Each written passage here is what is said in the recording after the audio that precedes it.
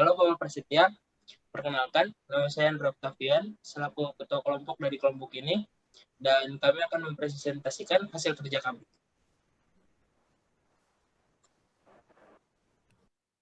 Pertama-tama, saya akan menjelaskan mengenai pengertian Distributed DBMSS, yaitu merupakan suatu sistem perangkat lunak yang memungkinkan pengelolaan database terdistribusi dan membuat distribusi transparan terhadap kepada pengguna.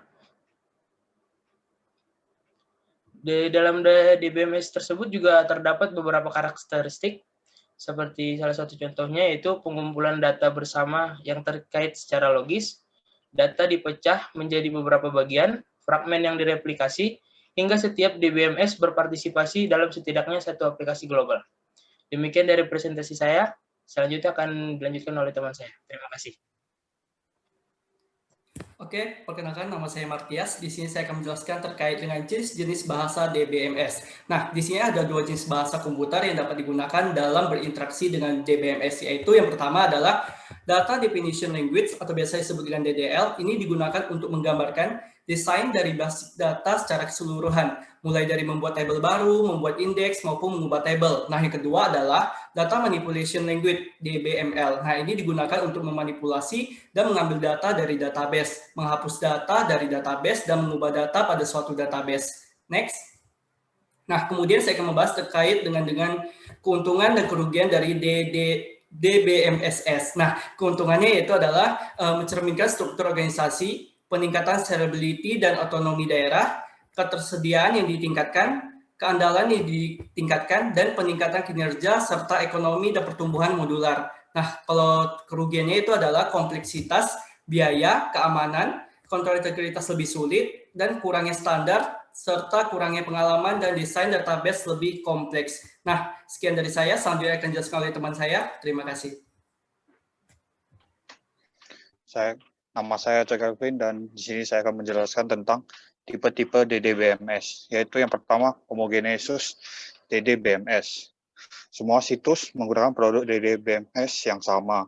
Jauh lebih mudah untuk merancang, mengelola karena menyediakan pertumbuhan tambahan, membuat penambahan situs baru ke DBMS yang menjadi lebih mudah dan memungkinkan peningkatan kinerja dengan memanfaatkan kemampuan pemrosesan paralel dan beberapa situs.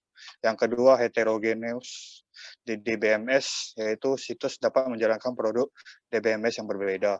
Biasanya hasil ketika situs individu telah menerapkan database mereka sendiri dan integrasi dipertimbangkan pada tahap selanjutnya. Yang ketiga, solusi CAS yang digunakan oleh beberapa relasional adalah dengan menggunakan gateway yang mengubah bahasa dan model dari setiap DBMS yang berbeda ke dalam bahasa dan model sistem relasional. Selanjutnya, terdapat fungsi dan arsitektur DBMS. Diharapkan DBMS memiliki setidaknya fungsionalitas DBMS. Yang kedua, juga memiliki fungsionalitas berikut.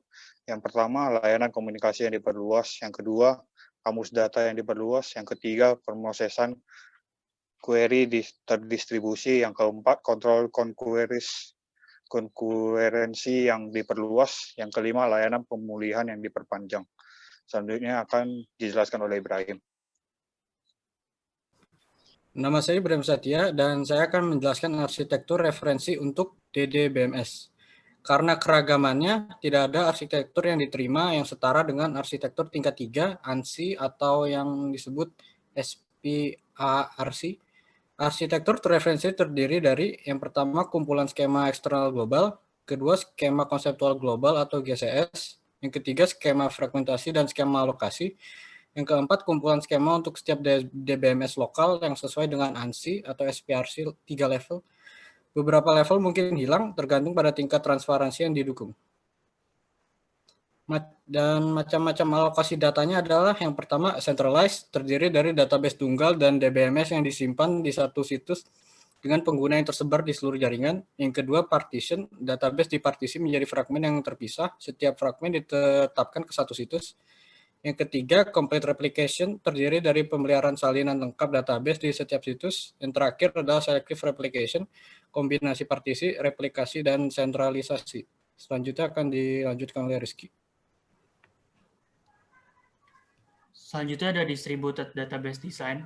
Yang pertama ini ada 3 masalah utama. Yang pertama fragmentasi. Fragmentasi ini adalah relasi dapat dibagi menjadi beberapa subrelasi yang kemudian didistribusikan.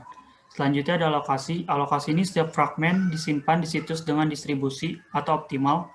Yang ketiga adalah replikasi. Replikasi ini adalah salinan fragmen dapat disimpan di beberapa situs. Kenapa memakai fragmen? Karena pertama, pemakaian dari aplikasi itu bekerja dengan view daripada keseluruhan relasi. Yang kedua, efisiensi. Efisiensi ini data disimpan dekat dengan tempat yang paling sering digunakan, dan data yang tidak dibutuhkan oleh aplikasi lokal itu tidak disimpan. Selanjutnya ada paralelisme. Paralelisme ini adalah dengan fragmen sebagai unit distribusi. Transaksi dapat dibagi menjadi beberapa subquery yang beroperasi pada fragmen. Yang terakhir adalah keamanan. Keamanan ini adalah data yang tidak diperlukan oleh aplikasi lokal, itu tidak disimpan, dan karenanya tidak tersedia untuk pengguna yang tidak berwenang. Sekian presentasi dari kelompok kami, kurang lebihnya mohon maaf, terima kasih.